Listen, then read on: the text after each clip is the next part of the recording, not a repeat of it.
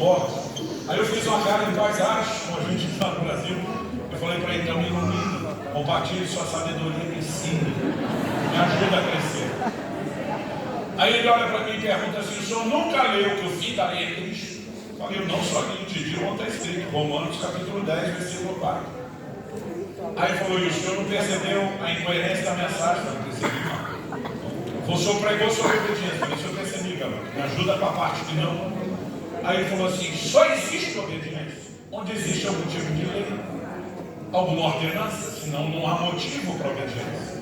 E o que ele está falando é tão óbvio, não era só inquestionável, mas era tão óbvio que eu trataria com uma lógica quase infantil. É lógico que não existe obediência se não tiver mandamento.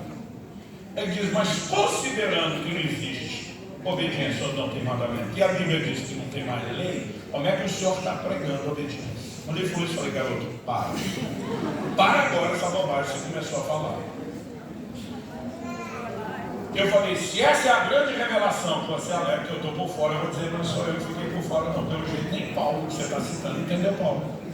E como é que é? Eu falei, garoto, você veio usar a lógica, então pense. Porque o problema de alguns hoje em dia, para mim, gente, não é só falta de conhecimento teológico, é falta de uma ciência. Está faltando usar o pensador. Então, eu olhei para ele e falei assim, pensa. E Paulo tinha uma mente mais brilhante do que a minha sua junto, e não falou de si, escreveu pelo Espírito. Se você vai usar as declarações dele, você não pode colocar ele em xeque. Então, você está dizendo que uma vez que Paulo disse que não há mais lei, não tem motivo para obediência, só que a obediência não tem lei. Explica por que é que Paulo falou tanto sobre obediência, se ele concordava com você. Falei, você não percebeu, Bertoldo, que 90% dos textos que eu citei sobre obediência são de Paulo? E você acha que o Paulo que entendeu que não tem uma lei, não tem lei, não tem obediência, é mandar a gente obedecer? Não é justamente o fato de ele mandar obedecer que deveria fazer você pensar que sua conclusão está errada? Eu falei, você está falando de uma lógica que parece que nem você usou. Eu falei, a questão não é eu ou você, nós estamos trabalhando em cima do material que ele ofereceu. E você acha que ele diria isso? Eu falei, o problema não é só isso. Porque de repente você vai dizer, são suposições. Eu falei, 1 Coríntios 9, 21, Paulo é taxativo, diz assim, não estamos sem lei, mas debaixo da lei de Cristo. Ele é categórico em dizer que não está sem lei e diz debaixo de qual lei está. De onde você tirou o absurdo dessa declaração que não tem mais lei? E por que eu estou começando por isso antes de explicar o que eu quero? Porque existe um grupo. E lá no Brasil eu apelidei dos pregadores pós-modernos da graça.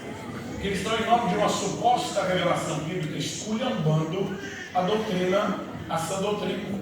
Porque essa suposta revelação, ela coloca em xeque esses princípios essenciais da obra da redenção.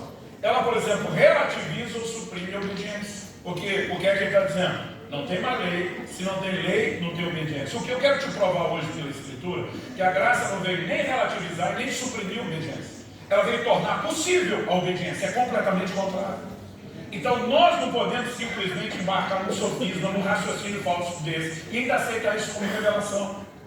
Mas eu lembro quando eu falei isso, ele falou, mas se não é fim de lei, é o quê? Eu falei, é fim de lei. Só não é o que você está pensando, fim de todo e qualquer tipo de lei.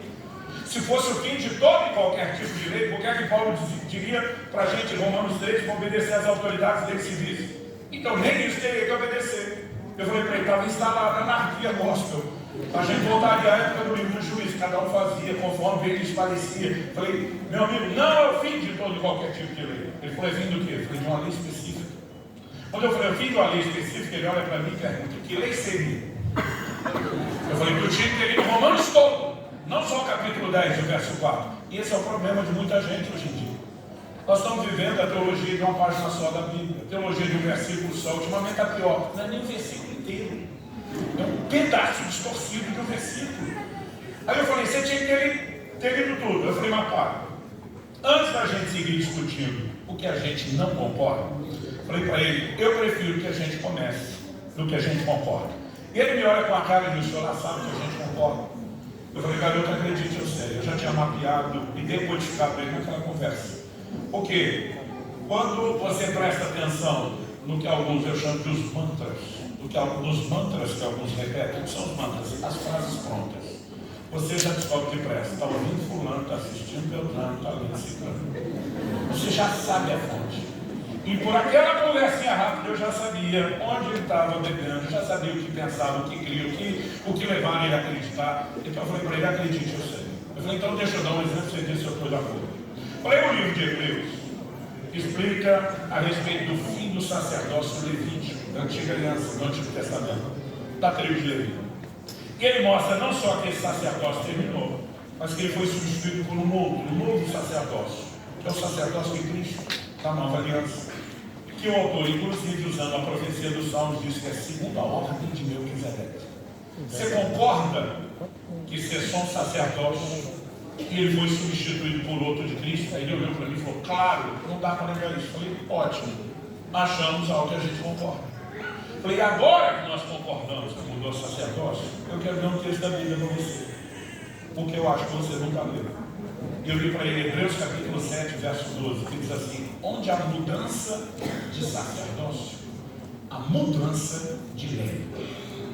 Falei: observe isso, mudança de lei não é cessação, extinção, desaparecimento, aniquilação de lei.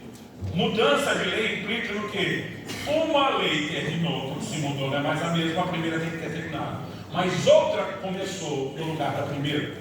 Então nós não temos a lei que havia antes, mas ainda temos lei. É por isso que Paulo está dizendo: não estamos sem lei, aquela que terminou, mas debaixo da lei de Cristo, a lei do novo sacerdócio que começou. Quem está acompanhando? Amém. Mudança de lei será o nosso primeiro alicerce em cima do qual nós vamos construir hoje. Porque não dá para entender absolutamente nada sobre a revelação da graça sem passar por esse fundamento chamado mudança de lei. É aí que você vai entender em João 13:34, Jesus dizendo: um novo mandamento vos dou. Tem mandamento? Claro que sim. É o meu de antes? Não. Por que é novo? Porque um novo sacerdócio requer uma nova lei. Então não é a lei de antes, mas tem lei. O que não pode ser relativizado é a questão, né, da lei, no sentido de que ela não exista. Tem lei. Entender mudança de sacerdócio nos ajuda a desatar aquele bendito nó teológico mencionado. Então vamos pensar junto.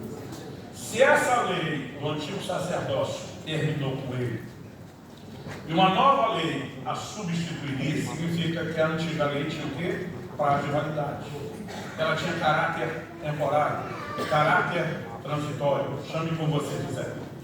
Em Mateus, no capítulo 11, no verso 3, Jesus fala do prazo de validade da lei de Moisés.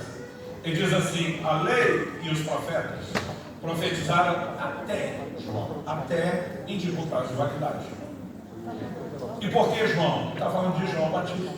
João Batista é o precursor de Cristo. É o homem que batizou e apresentou publicamente Jesus, dizendo: eis o Cordeiro de Deus que tira o pecado do mundo. Nessa ocasião do batismo, da apresentação, a voz do Pai Celeste faz ouvir de forma audível, dizendo: esse é meu filho amado em que me compraram.